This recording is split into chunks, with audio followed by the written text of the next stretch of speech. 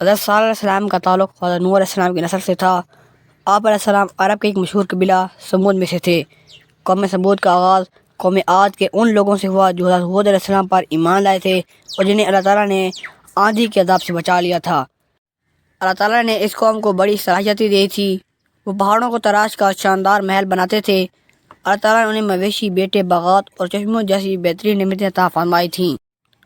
قوم سمود نے اللہ تعالیٰ کی عظیم نعمتوں پر اس کا شکر ادا کرنے کے اور اس کی عبادت کرنے کے بجائے کفر، شرک اور سرکشی کا راستہ اختیار کیا۔ وہ اپنی طاقت اور نعمتوں کی کثرت پر اترانے اور تکبر کرنے لگے۔ اللہ تعالیٰ نے قوم سمود کو سیدھا راستہ دکھانے کے لیے حضرت صالح علیہ السلام کو رسول بنا کر بھیجا۔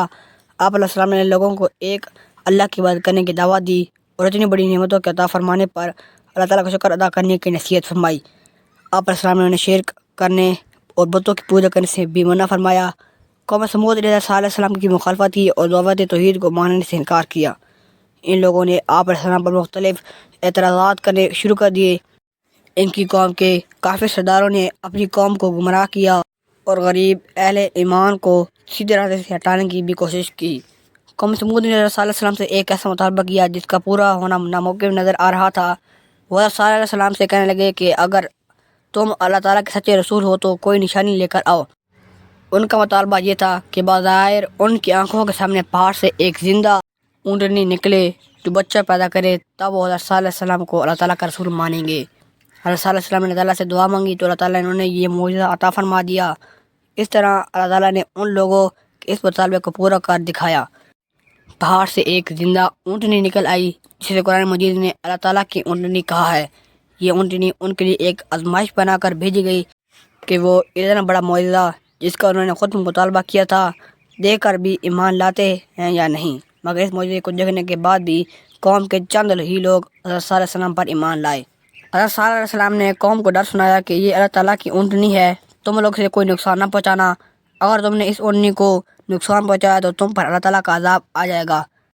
قوم سمود کے لیے پانی حاصل کرنے کی جگہ ایک کنواں تھا جہاں سے وہ لوگ اور اللہ تعالیٰ کی اونٹنی سب ہی پانی پیتے تھے۔ حضرت صالح علیہ السلام نے قوم اور اللہ تعالیٰ کی اونٹنی کے درمیان پانی پینے کے دن مقرر فرما دیے۔ آپ علیہ السلام نے فرمایا، ایک دن قوم اور ان کے جانور پانی پئیں گے اور ایک دن اللہ تعالیٰ کی اونٹنی پانی پیے گی۔ قوم کے لوگ اللہ تعالیٰ کی اونٹنی کو کچھ دن تو برداشت کرتے رہے، لیکن پھر ان کافروں نے آپس میں مشورہ کیا کہ اسے ہلاک کیا جائے۔ پھر ان میں سے ایک بہت ہی برے آدمی قدار نے اونٹنی کی ٹانگیں کاٹ ڈالیں، اونٹنی چیختی ہوئی زمین پر گر پڑی اور مر گئی۔ حضرت صالح علیہ السلام نے قوم سے فرمایا کہ تمہارے لیے 3 دن کی مہلت ہے، تم کچھ دن اور مزے کر لو، پھر اللہ تعالیٰ کا عذاب تم پر آئے گا۔ 3 دن بعد اللہ تعالیٰ کا عذاب ایک بہت تیز آواز اور زلزلے کی صورت میں آیا جس نے تمام کافروں کو ہلاک کر دیا۔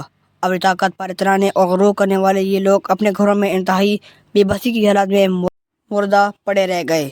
قوم سمود کے وہ خوبصورت گھر اور عالیشان محلات جن پر انہیں بہت ناز اور گھمنڈ تھا، اللہ تعالیٰ کے عذاب سے کھنڈرات اور ویرانے بن گئے، گویا کوئی ان میں راہ ہی نہ ہو۔ الحجر کے علاقے میں ہزاروں ایکڑ کے رقبے پر قوم سمود کے عماراتوں کے کھنڈرات آج بھی موجود ہیں جو لوگوں کے لیے عبرت کا نشان ہے۔ غزوہ تبوک کے موقع پر جب آپ خاتم النبیین صلی اللہ علیہ وسلم کا گزر الحجر کے مقام سے ہوا تو آپ خاتم السلام نے صحابہ کرام علیہ السلام سے فرمایا، یہ وہ بستی ہے جس پر اللہ تعالیٰ کا عذاب ہوا، یہاں نہ قیام کرو اور نہ یہاں کی اشیاء سے فائدہ اٹھاؤ، اور آگے بڑھ کر دوسری جگہ قیام کرو، ایسا نہ ہو کہ تم بھی کسی مصیبت میں مبتلا ہو جاؤ۔ اللہ تعالیٰ نے اپنی خاص نعمت اور فضل سے حضرت صالح علیہ السلام اور ان کے ساتھ تمام اہل ایمان کو اس عذاب سے بچا لیا۔